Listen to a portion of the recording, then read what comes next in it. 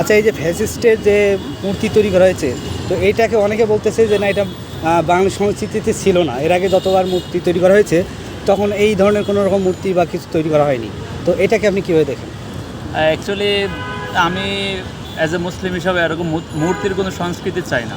ঠিক আছে, শেখ হাসিনাকে আপনি খারাপ হিসাবে হাইলাইট করতে চান, কিন্তু এইভাবে মূর্তি তৈরি করে হাইলাইট করতে হবে, এটা আমি সাপোর্ট করি না। কারণ অ্যাজ এ মুসলিম হিসাবে কোনো মূর্তির সংস্কৃতি বাংলাদেশে পুনরায় প্রতিষ্ঠিত হোক, এটা আমি কখনোই চাই না আর চাবও না।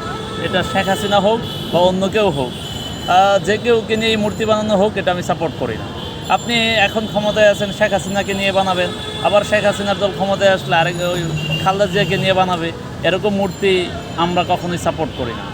এই হচ্ছে আমার বিষয়। আচ্ছা, ঈদ আনন্দেও দেখছিলাম যে আমরা হচ্ছে যে এরকম এই যে ঈদ আনন্দের নামে যে মুসলিম সংস্কৃতির মধ্যে মূর্তি ঢুকে ফেলা হয়েছে, যে একটা মূর্তি বানানো হয়েছে যাকে বানাতে চেয়েছিল একজন ইয়ের মতো, কিন্তু বানিয়ে ফেলছে হচ্ছে জামাতের আমির শফিকুল ইসলামের মতো।